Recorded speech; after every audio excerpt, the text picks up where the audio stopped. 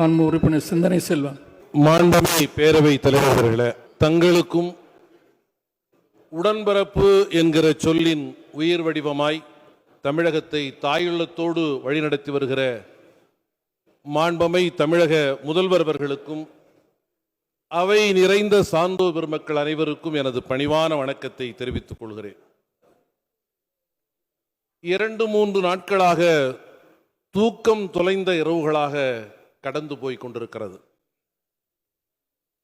அரசமைப்பு சாசனத்தினுடைய பிரிவு 15 discrimination in form of caste, religion, place of birth என்று எந்த வகையிலான பாகுபாடும் அனுசரிக்கப்படக்கூடாது என்று உறுதிபட சொல்லியிருக்கிறது. ஆனால்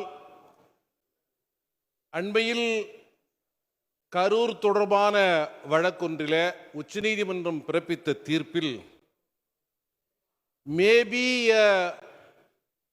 Tamil Nadu cadre but shall not be a native of Tamil Nadu என்று சொல்லப்பட்டிருக்கிறது. இந்த அவையில் இதை பேச முடியுமா, தேசத்தின் உச்சநீதிமன்றம் குறித்து கருத்துக்களை சொல்ல முடியுமா என்பதெல்லாம் ஒரு கேள்வியாக இருந்தாலும் கூட நெஞ்சாங்குலையில் நெடுவாளை சொருகியது போல இருக்கிற இந்த வார்த்தை கண்டு நான் துடித்திருக்கிறேன். ககன்தீப் சிங் பேடி அவர்களை தமிழரா தமிழர் அல்லாதவரா என்று பார்த்ததில்லை. என் மூத்த அண்ணனாக நான் கருதி கொண்டிருக்கிறேன். மரியாதைக்குரிய அஷ்ரா கார்க் அவர்களை நேர்மையின் அடிப்படையில் தான் அளந்து பார்த்திருக்கிறோம். இதுதான் பகுத்தறிவு பகலவன் தந்தை பெரியாரும் புரட்சியாளர் அம்பேத்கரும் நமக்கு வழங்கி இருக்கிற வாழ்க்கை மதிப்பீடுகள். ஆகவே இத்தகைய நிலையில் மாண்புமிகு முதல்வர் அவர்கள் இது குறித்து ஒரு மறுபரிசீலனையை கோருவோம். இது இடைக்கால தீர்ப்புதான். இவற்றில் தமிழக அரசு கவனம் கொண்டிருக்கிறது என்கிற ஒற்றை சொல்லே எமக்கு ஆறுதலை தந்திருக்கிறது என்கிற வேதனையை முதற்கண் இங்கே நான் பதிவு செய்ய கடமைப்பட்டிருக்கிறேன். மாநில உரிமைகளுக்கு எதிரான மிக மோசமான ஒரு தாக்குதல் தொடர்ந்து நடைபெற்றுக் கொண்டிருக்கிறது. அதன் பல்வேறு வடிவங்களை எல்லாம் மாண்புமிகு நிதியமைச்சர் அவர்கள் இங்கே சொன்னார். இந்த 4 அடுக்கு என்பது 2 அடுக்காக மாறியதிலே சற்றேறக்குரிய 15,000 கோடி வரை மாநில அரசுக்கு இழப்பு ஏற்பட்டிருந்தால் கூட இந்த காம்பன்சேஷன் செஸ் என்கிற வகையில மாநில அரசுக்கு உரிய வரி பங்கீட்டை, இழப்பீட்டை தருவதிலே எவ்வாறு ஒன்றிய அரசு ஓரவஞ்சனையோடு செய்து கொண்டிருக்கிறது என்பது இந்த அவையிலே விளக்கப்பட்டிருக்கிறது. எதையும் செய்ய விடாமல் தடுக்கிறவர்கள் சொன்னதை செய்தீர்களா என்று கேட்பது வரலாற்றின் வினோத குரல் என்பதை இங்கே நான் பதிவு செய்ய கடமைப்பட்டிருக்கிறேன். நான் சில குறிப்புகளை எடுத்து வந்தேன். ஆனால் அந்த குறிப்புகள் மீது கவனம் செலுத்த முடியாத வகையிலே இந்த அவையின் நடவடிக்கைகள் எனக்கு வேறு விதமான தாக்கத்தை தந்திருக்கிறது. பறைச்சேரி, பள்ளச்சேரி, வண்ணான்குளம், சக்கிலிப்பட்டி என்கிற சொல்லின் மூலமாக இந்த மண்ணின் ஆதிக்குடிகள் அடையாளப்படுத்தப்பட்ட போது துடிக்காதவர்கள் இந்த சொற்களை எல்லாம் ஒரு 1000 ஆண்டு கால வேதனைக்கு பிறகு மாற்ற வேண்டும் என மாண்புமிகு தமிழக முதல்வர் அவர்கள் எடுத்த முயற்சி. காலனி என்கிற சொல் எங்கெல்லாம் தேவையில்லையோ அவற்றையெல்லாம் நீக்குங்கள் என்று சொல்லுகிற போது சம்பந்தமே இல்லாமல், தொடர்பே இல்லாமல் டாக்டர்ஸ் காலனி, என்ஜிஓ காலனி இவற்றின் மீது எந்த விமர்சனமும் வரவில்லையே. இவற்றையெல்லாம் எடுப்போம் என்று சொல்வதை விட ஒரு வினோதமான புரிதல் வேற என்ன இருக்க முடியும்? மாண்புமிகு பேரவை துணைத் தலைவர் அவர்களே, பணிவோடு இந்த இடத்திலே நான் சொல்ல கடமைப்பட்டிருக்கிறேன். பல்வேறு சாதிகளுக்கு மத்தியிலே, பெயர்களுக்கு பின்னாலே இன் விகுதி இருந்த காலம் ஒன்றுண்டு. ஆனால் திராவிட முன்னேற்ற கழக அரசு பொறுப்பேற்ற பிறகு, திராவிட இயக்கங்கள் தொடர்ச்சியாக தமிழகத்திலே ஆட்சி பரப்பை கை கொண்டு வந்த பிறகு மாநில அரசின் கட்டுப்பாட்டில் இருக்கிற இந்த பட்டியல்களில் எல்லாம் பிற்படுத்தப்பட்ட சாதிகள் எல்லாம் மாநில அரசினுடைய கட்டுப்பாட்டில் இருக்கிற பட்டியல்கள். ஆகவே அங்கெல்லாம் இன் விகுதி இர் விகுதியாக மாறிவிட்டது. ஆனால் ஒன்றிய அரசின் கட்டுப்பாட்டில் இருக்கிற பட்டியல் வகுப்பு, ஷெட்யூல்டு காஸ்ட் என்று சொல்லக்கூடிய அந்த பட்டியல் வகுப்பிலே இன்னமும் பறையன் என்கிற இன் விகுதி பயன்படுத்தப்பட்டு வருகிறது. இந்த மண்ணின் ஆதிக்குடிகளை அது எவ்வளவு பாதிக்கிறது என்பதை என்னால் சொல்ல முடியாது. நான் சொல்ல வேண்டும் என்று சொன்னால் உடல் முழுக்க வழிந்தோடுகிற குருதி மட்டும்தான் அதற்கு பதிலாக இருக்க முடியும். ஆனால் இது மாற்றப்பட வேண்டும் என்று தாயுள்ளத்தோடு உடன்பிறப்பு என்கிற சொல்லின் உயிர் வடிவமாக வாழ்ந்து கொண்டிருக்கிற நம்முடைய தமிழக முதல்வர் அவர்கள் இங்கே பிரதமரிடத்திலே மனு கொடுத்து 2 ஆண்டு காலம் அந்த கோப்பு ஒன்றிய அரசிலே கேட்பாரின்றி கிடக்கிறது என்பதை மிகுந்த வேதனையோடு சொல்ல கடமைப்பட்டிருக்கிறேன். அதிலே கவனம் செலுத்த வேண்டியவர்கள் இங்கே நடந்து கொண்டிருக்கிற பண்பாட்டு முயற்சியை, பண்பாட்டு புரட்சியை திசை திருப்ப வேண்டாம் என்றும் அன்போடு நான் கேட்டுக்கொள்கிறேன். மாண்புமிகு பேரவை துணைத் தலைவர் அவர்களே, மானிய கோரிக்கை, துணை மானிய கோரிக்கை இவைகளிலே கவனம் செலுத்துவது என்பது அவசியமானது. எதையும் ஒரு கடிந்து சொல்ல முடியாத அளவிற்கு மிக மிக கவனமாக திரும்பிய திசையெல்லாம் தீக்குழிகள் பறிக்கப்பட்டும் கூட வெறும் அவதூறுகளும் உண்மைக்கு மாறான பொய் கட்டுக்கதைகளும் நிரப்பப்படுகிற மிக மோசமான வலைப்பின்னலுக்கு மத்தியில் தமிழக அரசு மிக கவனமாக, மிக கம்பீரமாக விளிம்பு நிலை மக்களையும் அரவணைத்து கொண்டு செல்கிறது என்பதை பணிவோடு சொல்ல கடமைப்பட்டிருக்கிறேன். எந்த மாநிலத்திலாவது, இன்று ஒன்றிய அரசை ஆண்டு கொண்டிருக்கிற அந்த கட்சி ஆளுகிற எந்த மாநிலத்திலாவது ஒரே ஆண்டிலே 171 பட்டியல் சமூக, பழங்குடியின சமூகங்களை சார்ந்த மாணவர்கள் வெளிநாட்டிற்கு போய் படிக்கக்கூடிய 36 லட்சம் உயர்கல்வி உதவித்தொகை பெற்றார்கள் என்று சொல்ல முடியுமா? அவை பல்வேறு விஷயங்களில் மனம் நிறைவடைந்திருக்கிறது என்றாலும் கூட தாயுள்ளத்தோடு இருக்கிற தமிழக அரசிலே வேறு சில முறையீடுகளை, குறிப்பீடுகளை சொல்வது என்பது இயல்பானது. இது தோழமை சார்ந்த ஒரு உரையாடல். இந்த அடிப்படையில் தமிழகத்தினுடைய மிகச்சிறந்த அடையாளமாக இருப்பது கல்வி கட்டமைப்பும் மருத்துவ கட்டமைப்பும் தான். அந்த கல்வி கட்டமைப்பிற்கும் மருத்துவ கட்டமைப்புக்கும் தேசிய சராசரி என்று சொல்லப்படுகிற கல்வி கட்டமைப்பு என்றால் ஒரு 15 விழுக்காடு ஒதுக்கப்பட வேண்டும். ஆனால் தமிழகத்திலே 13.7 விழுக்காடு தான் நிதி ஒதுக்கப்படுகிறது என்று நான் அறிய வருகிறேன். இந்த நிதி ஒதுக்கீட்டிலேயே ஒரு தேசிய அளவிலே ஒரு மிகச்சிறப்பான இது ஒரு கல்வி வளர்ச்சியை தர முடியும் என்று சொன்னால், தேசிய சராசரியை ஒட்டி கல்வி தளத்திலும் மருத்துவ தளத்திலும் உரிய ஒதுக்கீடுகள் நமக்கு கிடைக்குமானால் நிச்சயமாக மரியாதைக்குரிய மாண்புமை நம்முடைய சட்டமன்ற உறுப்பினர் கோகா மணி அவர்களும் தோழர் வேல்முருகன் உள்ளிட்ட பல்வேறு தோழரும் இங்கே சொன்னதை போல பகுதி நேர ஆசிரியர்கள், பல்வேறு பிரச்சனைகள், கௌரவ விரிவுரையாளர்கள், மருத்துவத்துறையிலும் இருக்கிற சில அவுட் சோர்சிங், இவைகளையெல்லாம் மாற்றக்கூடிய ஒரு பொருளாதார வலிமையை நாம் பெற முடியும்.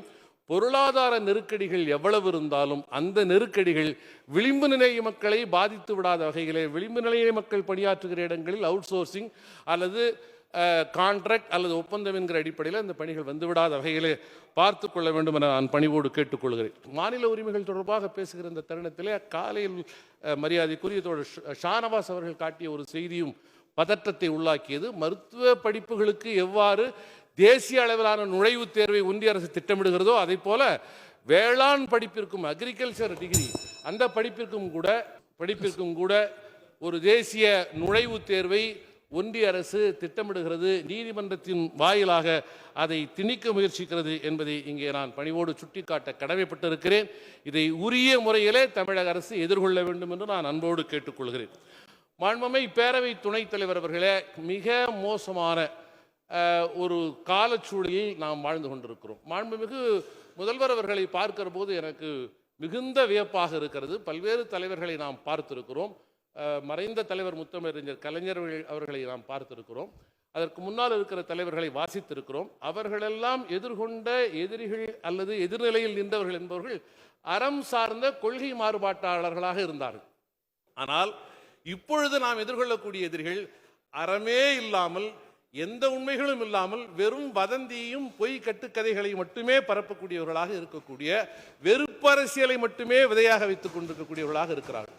இப்படிப்பட்ட சூழ்நிலையில தமிழகத்தை மாண்புமிகு தமிழக முதல்வர் மிக கவனமாக வழிநடத்தி கொண்டிருக்கிறார். நாம் செய்கிற சிறு சிறு செயல்கள் கூட முன்னும் பின்னுமாக வெட்டப்பட்டு திரிக்கப்பட்டு வேறு விதமான செய்தியாக மாற்றப்பட்டிருக்கிறது. நான் எண்ணி பார்க்கிறேன், கடவுள் நம்மை கவனிக்கிறாரோ இல்லையோ, ஆனால் சிசிடிவி அந்த உளுந்தூர்பேட்டையில் இல்லாமல் போயிருந்தால் என்ன நடந்திருக்கும்? மதுரை ஆதீனம் சொன்ன தகவல்களுக்கு பிறகு தமிழகத்தில் எப்படிப்பட்ட பதட்டம் உருவாகி இருக்கும் என்பதை எண்ணி நான் கலங்குகிறேன். ஆகவே சனாதனத்திற்கு எதிரான, சமூக நீதிக்கு ஆதரவாக நிற்கிற தலைவர்களுக்கு கூடுதல் பாதுகாப்பை தர வேண்டும். தேர்தல் நெருங்குகிறது. இவர்களை சீண்டுவதன் மூலமாக தமிழகத்தில் ஒரு சட்டம் ஒழுங்கு பிரச்சனையை உருவாக்குவதற்கு இவர்கள் சதித்திட்டம் தீட்டுகிறார்களோ என்கிற ஐயம் வருகிறது. ஆகவே இவற்றிலே கவனம் செலுத்த வேண்டும். மிக குறிப்பாக இந்த களத்தில் நிற்கிற எழுச்சி தமிழர் மரியாதைக்குரிய தலைவர் முனைவர் அண்ணன் திருமா அவர்களுக்கு தமிழக அரசு உயரிய காவல் பாதுகாப்பை தர வேண்டும் என்று நான் பணிவோடு கேட்டுக்கொள்கிறேன்.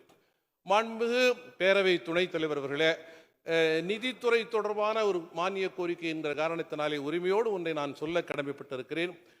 இந்திய அளவிலே ஒரு சான்றான முறையிலே SC/ST development action plan act என்கிற சிறப்பு உட்கூறு திட்டத்திற்கான ஒரு சிறப்பு சட்டத்தை தமிழக அரசு மாண்புமிகு முதல்வர்கள் கொண்டு வந்தார்கள்.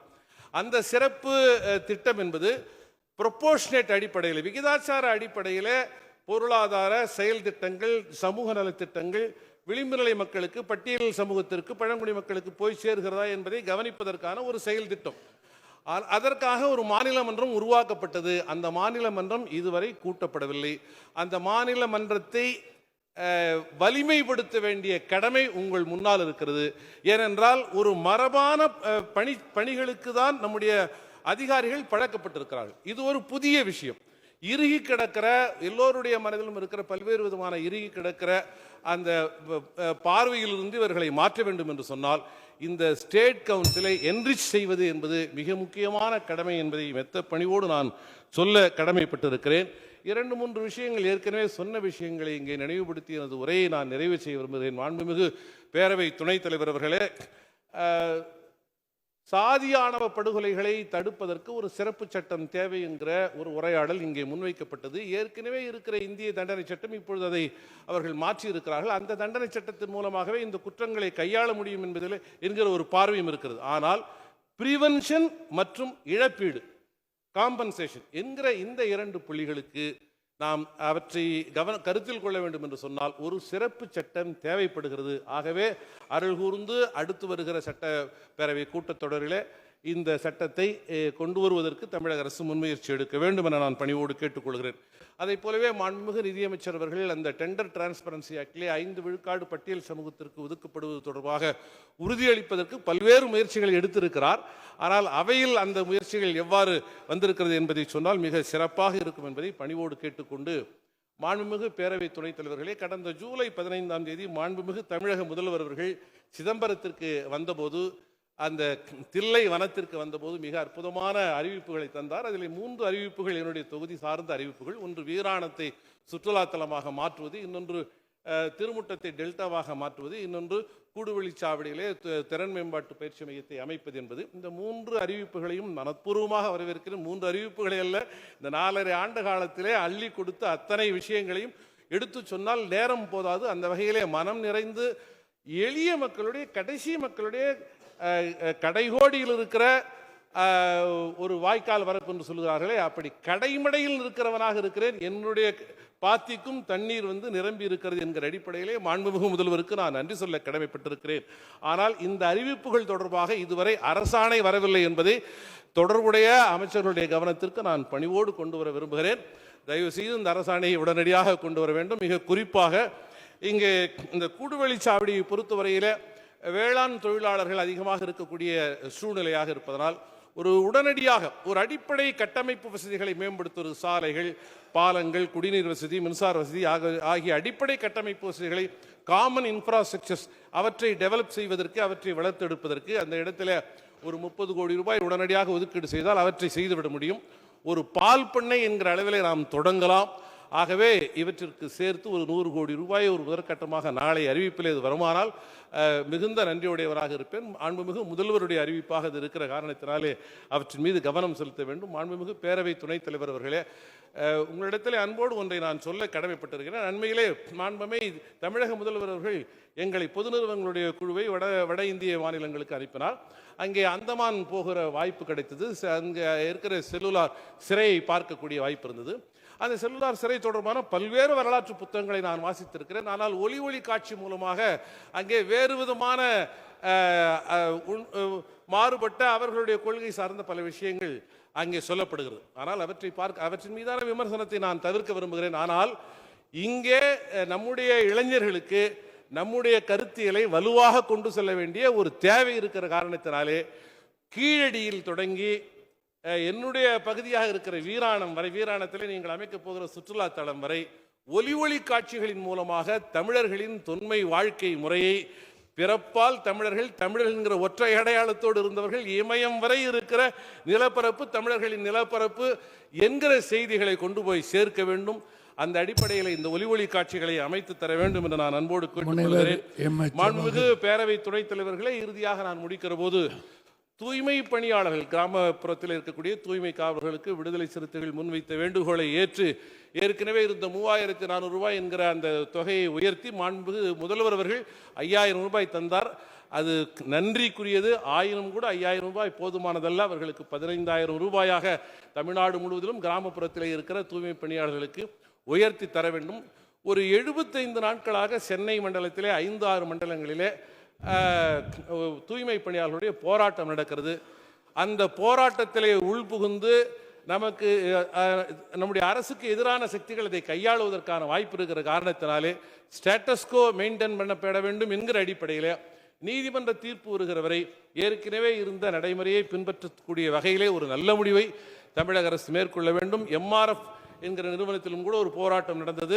முத்தரப்பு பேச்சுவார்த்தை, மாண்புமிகு நம்முடைய தொழிலாளர் துறை அமைச்சர் சொன்னதை போல உடனடியாக அரசு தலையிட்டு ஒரு முத்தரப்பு பேச்சுவார்த்தையை நடத்தி ஒரு ஒப்பந்தம் உருவானது. ஆனால் முத்தரப்பு பேச்சுவார்த்தையின் மீது ஒரு உரிய நடைமுறைப்படுத்தப்படாத நிலை இருக்கிறது. அவற்றை நடைமுறைப்படுத்துவதற்கு தமிழக அரசு முன்வர வேண்டும். சமூக நீதியிலே கவனம் செலுத்துகிற அரசுக்கு பணிவோடு நான் சொல்ல கடமைப்பட்டிருக்கிறேன்.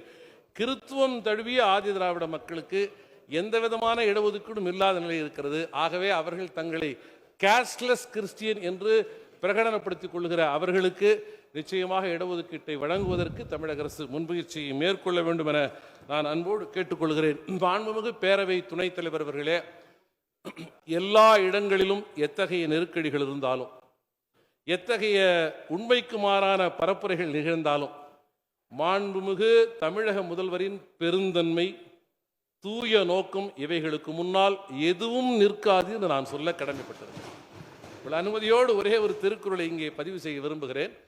மனத்துக்கண் மாசிலன் ஆதல் அனைத்தரன் ஆகுல நீரபிற என்பது திருக்குறள். மனத்துக்கண் மாசு என்கிற ஒரு சொல் இருக்கிறது. மாசு என்றால் என்ன என்று சற்றே பல ஆண்டுகளாக நான் யோசித்ததுண்டு, பல தமிழ் பேராசிரியர்களே கேட்டதுண்டு. மாசு என்பது வேறு ஒன்றும் அல்ல, நம் மனதிலே படிந்திருக்கிற பண்பாட்டின் அடிப்படையிலே, சாதிய கலாச்சாரத்தின் அடிப்படையிலே இருக்கிற அந்த டிஸ்கிரிமினேஷன் பார்வைதான், நம்முடைய பாகுபாடுகள் நிறைந்த பார்வைதான். அந்த பாகுபாடுகள் அற்ற தூய்மையான பார்வையோடு தமிழக முதல்வர் அவர்கள் நம்மை வழிநடத்தி கொண்டிருக்கிறார். மாண்புமிகு பேரவை துணைத் தலைவர் அவர்களே, அன்பிற்கும் உண்டோ அடைக்கும் தாழ் என ஒரு திருக்குறள் இருக்கிறது. கண்ணீரை கூட, குழந்தைகள் இறந்து கிடக்கிற நிலை கண்டு கதறி துடிக்கிற ஒரு தாய்களத்தோடு துடிக்கிற ஒரு அமைச்சருடைய கண்ணீரை கூட களங்கப்படுத்துகிற மிக மோசமான சூழல் நிலவி கொண்டிருக்கிற இந்த நிலத்தில் தயவு செய்து சாதி மத பதட்டங்களை உருவாக்கக்கூடியவர்களை கண்காணிப்பதற்கான ஒரு சிறப்பு சிறப்பு சிறப்பு செயல் திட்டத்தை தமிழக அரசு உருவாக்க வேண்டும். எத்தகைய சோதனை வந்தாலும் தமிழ்நாடு போராடும், தமிழ்நாடு வெல்லும். மாண்புமிகு தமிழக முதல்வரோடு நாங்கள் துணை நிற்போம் என்பதை பணிவோடு சொல்லி நிறைவு செய்கிறேன். நன்றி, வணக்கம்.